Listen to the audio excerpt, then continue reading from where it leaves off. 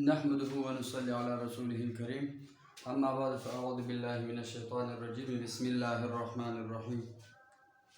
علامات اسم میں سے یہاں مضاف تک بات ہوئی تھی کہ علامات اسم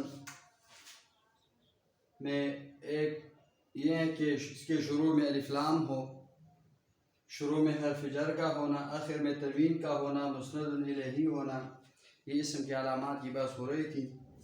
یہاں تک بات ہو چکی ہے مضاف ہونا کہ اسم کی علامات میں سے ایک نشانی یہ ہے کہ وہ کلمہ مضاف ہو۔ اگر کوئی کلمہ مضاف ہو تو وہ اس کی کلمے کی اسم ہونے کی علامت ہے۔ مثال کے طور پر غلام زیدین، غلام زیدین یعنی زید کا غلام، زید کا غلام۔ اگر کسی ایک کلمے کی اضافت دوسرے کلمے کی طرف ہو جائے تو وہ کلمہ اسم ہوگا۔ اردو میں اس کی نشانی ہے کہ اس میں کا کے کی آئے گی۔ اگر دو کلموں کے درمیان کا کے کی ہو تو سمجھ لینا کہ یہ کیا ہے، مضاف ہے۔ مثال کے طور پر زید کا قلم، کا قلم، تو کا کے بعد جو کلمہ ہے وہ کیا ہے، مضاف ہے۔ اردو میں عربی میں کیسے لکھا جائے گا، قلم زیدین، زید کا قلم۔ تو کسی کلمے کا مضاف ہونا یہ اس کلمے کے اسم ہونے کی نشانی ہے۔ نمبر 6 مصغر ہونا۔ اگر کوئی کلمہ مصغر ہے، تصغیر کا معنی ہے چھوٹا کرنا، چھوٹا کرنا، اور اصطلاح میں اس کا مطلب ہے کسی اسم میں کلمے میں ایسی تغییر جس سے اس کلمے کی حقارت معلوم ہو، تصغیر چھوٹا پن معلوم ہو۔ مثال کے طور پر کسی کلمے کی حقارت معلوم ہو، محبت یا قلت، اسی طرح یا عظمت۔ کسی کلمے میں ایسی تغییر، ایسی تبدیلی جس سے اس کلمے کی حقارت، اس کلمے والے کی حقارت، محبت، قلت یا عظمت معلوم ہو۔ مثال کے طور پر قلت کی مثال، قلت کی مثال زویرب، زویرب، یہ ضارب کے اسم تصغیر ہے، ضارب کا، اس کا مطلب ہے ضارب صغیر، ضارب صغیر۔ اسی طرح محبت کی مثال بنیہ، کیا، بنیہ،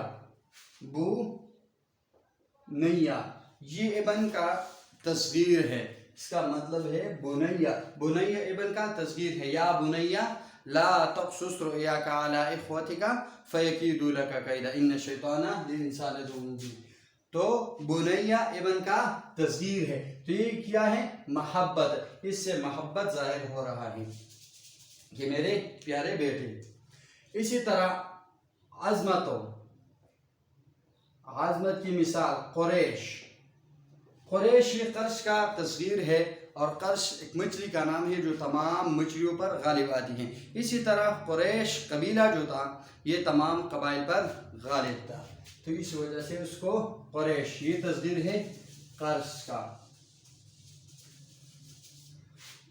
تو اگر کسی کلمے میں کے معنی میں حقارت یا محبت یا قلت وغیرہ معلوم ہو کسی کلمے سے تو وہ کس کلمے کی اسم ہونے کی نشانی ہے۔ اسی طرح منسوب ہونا، اگر کسی کلمے میں ایک کلمے کی نسبت دوسرے کلمے کی طرف ہو، کسی علاقے، جگہ یا قبیلے کی طرف ہو تو وہ کلمہ کیا ہوگا، وہ کلمہ اسم ہوگا۔ مثال کے طور پر افغانی، افغانیون، افغانی، تو یہاں پر اس کا مطلب کیا ہے، افغانستان کا رہنے والا یا وہ چیز جو افغانستان میں بنائی گئی ہے۔ اسی طرح پاکستانی،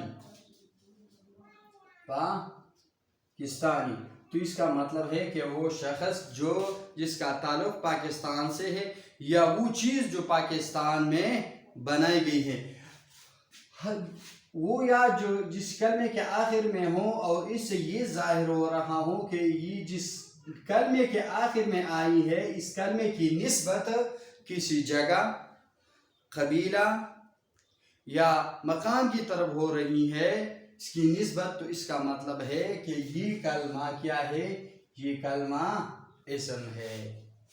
مطلب جس کلمے کے آخر میں یا نسبتی ہو تو وہ کلمہ کیا ہے، وہ کلمہ اسم ہوگا۔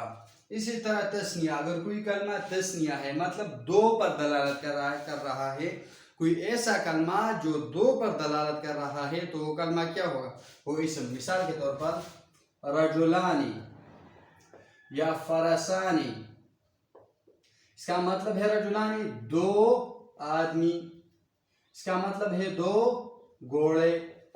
تو ایسا کلمہ جو دو افراد پر دلالت کرے، دو چیزوں پر دلالت کرے تو کیا ہے، وہ اسم کی علامت ہے۔ مطلب وہ کلمہ اسم ہی ہوگا جو دو پر دلالت کرے، جو دو افراد، جو دو چیزوں، دو جگہوں پر دلالت کرے تو کیا ہے، وہ اسم کی نشانی ہے، وہ کلمہ اسم ہی ہوگا۔ اسی طرح جمع ہونا، مثال کے طور پر اگر کوئی کلمہ دو سے زیادہ غیر معین چیزوں پر دلالت کرے، دو سے زیادہ غیر معین چیزوں پر دلالت کرے تو کیا ہے، اسم ہے۔ مثال کے طور پر رجال آدمی، یا مساجد زیادہ مسجدیں، زیادہ آدمی۔ لیکن غیر معین کا لفظ یاد کرنا، پھر اس کی تفصیل آگے آئے گی۔ اب مثال کے طور پر عشرون، یہ بھی دو سے زیادہ پر دلالت کر رہا ہے لیکن اس کو ہم جمع نہیں کہتے کیونکہ یہ ایک عدد معین پر دلالت کر رہا ہے۔ اس کی تفصیل آگے آئے گی انشاءاللہ۔ نمبر 10، موصوف ہونا۔ اگر کوئی کلمہ موصوف ہے مطلب ایک کلمے کی صفت بیان کی جا رہی ہے، مثال کے طور پر رجل عالم، رجل عالم، عالم آدمی، یا مثال کے طور پر ولعبد مؤمن خیر من مشرک، ولعبد مؤمن، یہاں پر عبد کیا ہے، عبد یہ موصوف ہے، ولعبد مؤمن، مؤمن اس کی کیا ہے، صفت ہے، ولعبد مؤمن، یہاں پر عبد موصوف ہے اور مؤمن کیا ہے، اس کی صفت ہے۔ تو ایسا کلمہ جو موصوف ہوگا، وہ کلمہ جو موصوف ہو تو کسی کلمے کا موصوف ہونا اس کلمے کی اسم ہونے کی نشانی ہے۔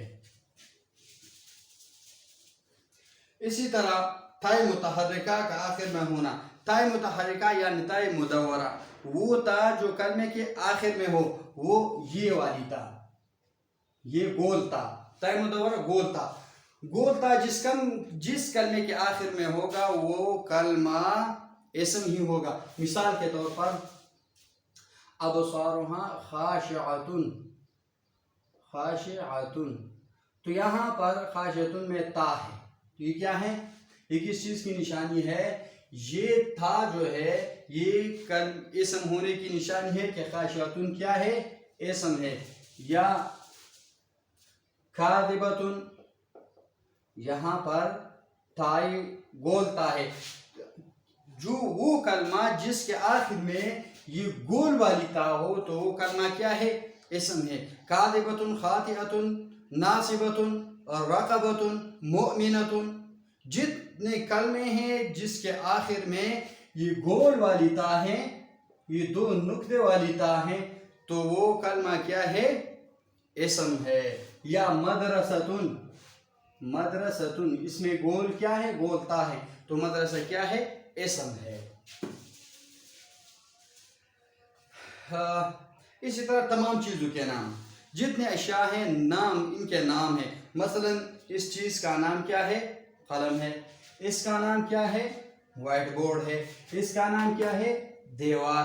تو جتنے نام ہے، جتنی چیزیں ہیں جن کے نام ہے وہ سارے کے سارے کیا ہیں، وہ اسم ہے۔ مثال کے طور پر بلب، دیوار، دروازہ، موبائل، ڈسٹر، نقشہ، چارجر، یہ سارے کیا ہیں؟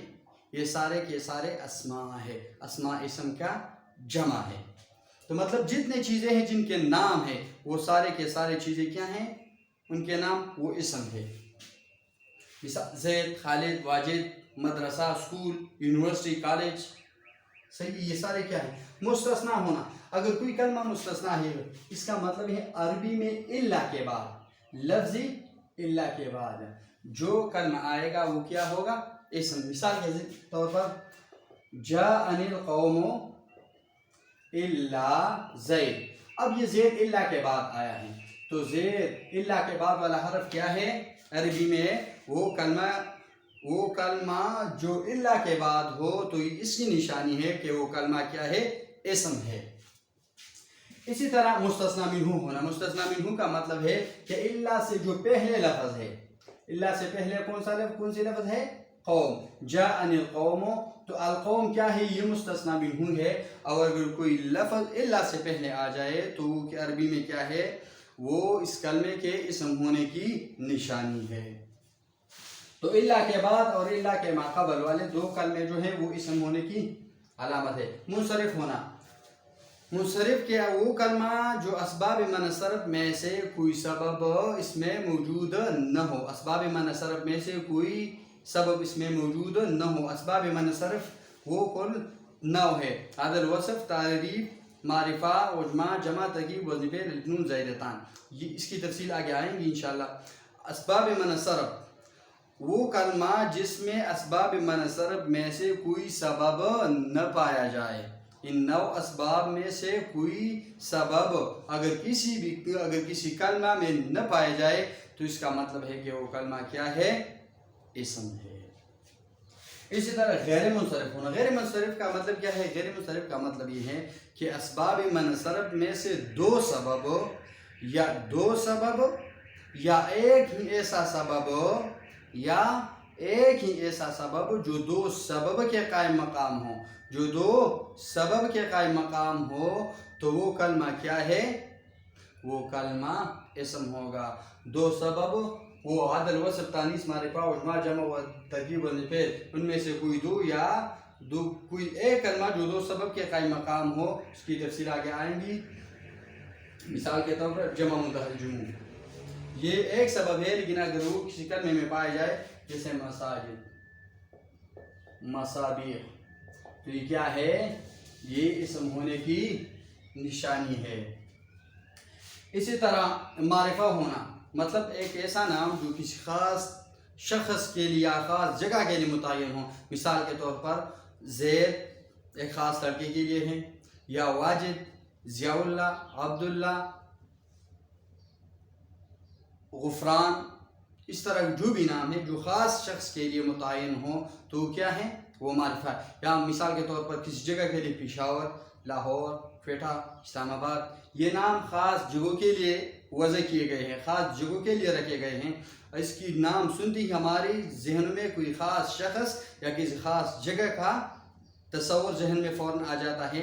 تو ایسے نام جو معرفہ ہونا اسم ہونے کی نشانی ہے. فعل کبھی معرفہ نہیں ہوتا، معرفہ ہمیشہ اسم ہی ہوگا. اسی طرح نکرہ ہونا. اگر کوئی کلمہ نکرہ ہے، مثال کے طور پر نام ہے نا قلم، داؤد نہیں قلم، وائٹ بورڈ، کتاب. اب قلم کوئی بھی قلم ہو سکتا ہے، وائٹ بورڈ کوئی بھی ہو سکتا ہے، کتاب کوئی بھی کتاب ہو سکتا ہے. اسی طرح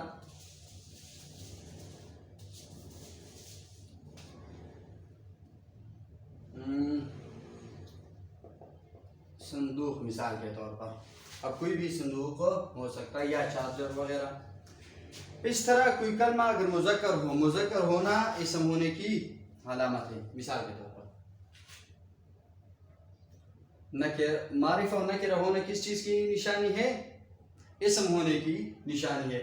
فعل کبھی بھی نکرہ یا معرفہ نہیں ہو سکتا. اسی طرح مذکر ہونا. مثال کے طور پر زید کیا ہے؟ مذکر ہے. تو یہ اگر کوئی کلمہ مذکر ہے تو یہ اسم ہونے کی نشانی ہے. واجد، بکر، اس طرح جتنے بھی نام جو مذکر ہیں وہ سارے کے سارے اسم کی نشانی ہے. اسی طرح مؤنث ہونا، مذکر ہونا، مؤنث ہونا، مثال کے طور پر فاطمہ، عائشہ، واجدہ، ماجدہ، ساجدہ، اس طرح جتنے بھی نام ہے جو مؤنث ہے، جو کیا ہے؟ مؤنث ہے. مؤنث کسی کلمے کا مؤنث ہونا اس کلمے کے اسم ہونے کی نشانی ہے. اسی طرح فاعل ہونا، فاعل ہونا یہ اسم کی نشانی ہے. مثال کے طور پر خرج زید، زید نکل گیا. اب اس میں زید کیا ہے؟ یہ فاعل ہے. زید اس جملے میں کیا ہے؟ فاعل. تو کسی کلمے کا فاعل ہونا یہ اس کے اسم ہونے کی نشانی ہے. اسی طرح مفعول ہونا یعنی مفعول بھی ہونا. مثال کے طور پر رأیت زیدن، میں نے زید کو دیکھا. اس جملے میں زید مفعول بھی ہے، مفعول بھی ہے. اور کوئی کلمہ کا مفعول بھی ہونا یہ اس کلمے کے اسم ہونے کی نشانی ہے. تو اس کلمے میں زید کیا ہے؟ مفعول بھی ہے. اور مفعول بھی کسی کلمے کا مفعول بھی ہونا اس کلمے کے اسم ہونے کی نشانی ہے. تو زید اس میں مفعول بھی ہے اور مفعول اسم ہوتا ہے. اس طرح منادا ہونا، منادا کا مطلب ہے کسی کو آواز دینا. مثال کے طور پر یا زید، یا بکر، اے زید، اے خالد، اے واجد، اے عبداللہ. اسی طرح ہم کہتے ہیں یا رسول اللہ، یا رسول اللہ. تو اس میں لفظ رسول اللہ جو ہے یہ کیا ہے؟ اسم ہے. یا رسول اللہ. بعض لوگ کہتے ہیں یا رسول اللہ، تو یا رسول اللہ کہنا غلط ہے بلکہ یا رسول اللہ. منادا مثال کے طور پر یا عبد اللہ، یا عبد اللہ، عبداللہ نہیں بلکہ یا عبد اللہ. اس کی تفصیل آگے آئے گی کہ کیوں ہم یا عبد اللہ پڑھ سکتے ہیں یا عبداللہ نہیں پڑھ سکتے. وجہ کیا ہے؟ وجہ آگے آئے گی. یہاں صرف اتنا سمجھنا کہ منادا ہونا کسی کلمے کی کس کی نشانی ہے؟ یہ اس بات کی نشانی ہے کہ وہ کلمہ اسم ہے. اس طرح ذوالحال ہونا، ذوالحال ہونے کا مطلب یہ ہے کہ کسی شخص کی حالت، ایسی چیز جس کی حالت بیان کی گئی ہو تو اس کیا ہے؟ وہ اس کلمے کی جس کی حالت بیان کی گئی ہے اس کی اسم ہونے کی نشانی ہے. مثال کے طور پر جاء زید راکبا، زید آیا اس حالت میں کہ وہ سوار تھا. اب یہ سوار ہونا یہ کس کی حالت بیان ہو رہی ہے؟ زید کی، کہ زید آیا، زید ہمارے پاس آیا. لیکن جاءنا زید، زید ہمارے پاس آیا، یا جاءنی زید آیا میرے پاس کس حالت میں؟ اس حالت میں کہ وہ سوار تھا، پیدل نہیں تھا. تو راکباً سوار ہونا یہ کس کی حالت بیان ہو رہی ہے؟ زید کی. اور جس کلمے کی حالت بیان ہو رہی ہو وہ کلمہ ذوالحال ہوتا ہے اور ذوالحال اسم ہی ہوتا ہے. اسی طرح حروف مشبہ بالفعل کا شروع میں ہونا. حروف مشبہ کیا ہے؟ ان، کان، لیت، لیکن، لعل. اس کا اسم منصوب خبر مرفوع ہوتا ہے. تفصیل آگے آئیں گی. مثال کے طور ان زیدن عالم، بے شک زید عالم ہے. اگر کسی کلمے کے شروع میں ان لفظ آیا ہو، ان، انک، ان، لیت، لیکن، لعل، ان میں سے کوئی بھی حرف اگر کسی کلمے کے شروع میں آیا ہو تو سمجھ لینا کہ وہ کلمہ کیا ہے؟ وہ کلمہ اسم ہے. اسی طرح لائن آف جنس کا شروع میں ہونا. لائن آف جنس کا خبر وہ مرفوع ہوتا ہے اور اسم کے حالات مختلف ہوتے ہیں. اس کی تفصیل بھی آگے آئیں گی. اگر کسی کلمے کے شروع میں لائن آف جنس ہو تو وہ کلمہ اسم ہوگا. اسی طرح آخری نشانی، اسم کے علامات میں سے آخری نشانی جو ہے وہ ما ولا المشبہتان بلیس. وہ ما اور لا دو حروف ہیں، ما اور لا. وہ ما اور لا جو لیس کے مشابہ ہے، وہ ما اور لا جو لیس کے مشابہ ہے، اگر وہ ما اور لا کسی کلمے کے شروع میں آ جائے تو کلمہ اسم ہوگا. لیس سے کیا مراد ہے؟ لیس افعال ناقصہ میں سے ہے. افعال ناقصہ کل 17 ہے. کھانا سارا ظل باتا اصبح اصحى امسا عاد آزا غدا راحا ما برحا ما انفکا ما زالا ما داما اور لیسا. یہ افعال ناقصہ ہے اور افعال ناقصہ کا اسم منصوب خبر مرفوع ہوتا ہے. اس کی تفصیل آگے آئیں گی. تو یہ علامات اسم کل 27 ہے. نمبر 1 شروع میں الف لام ہونا، شروع میں حرف جر کا ہونا، آخر میں تنوین کا ہونا، مسند الیہ ہونا، مضاف ہونا، مصغر ہونا، منصوب ہونا، تثنیہ ہونا، جمع ہونا، منصوب ہونا، تاء متحرکہ کا آخر میں ہونا، تمام چیزوں کے نام مستثنیٰ ہونا، مستثنیٰ منہ ہونا، منصرف ہونا، غیر منصرف ہونا، معرفہ ہونا، نکرہ ہونا، مذکر ہونا، مؤنث ہونا، فاعل ہونا، مفعول به ہونا، منادا ہونا، ظہار ہونا، حروف مشبہ بالفعل کا شروع میں ہونا، لا نفی جنس کا شروع میں ہونا، ما وراء المشبہتین بلیس کا شروع میں ہونا. اگر کسی کلمے میں ان 27 نشانیوں میں سے ایک نشانی بھی پائی گئی تو وہ کلمہ اسم ہی ہوگا. انشاءاللہ. وآخر دعوانا ان الحمدللہ.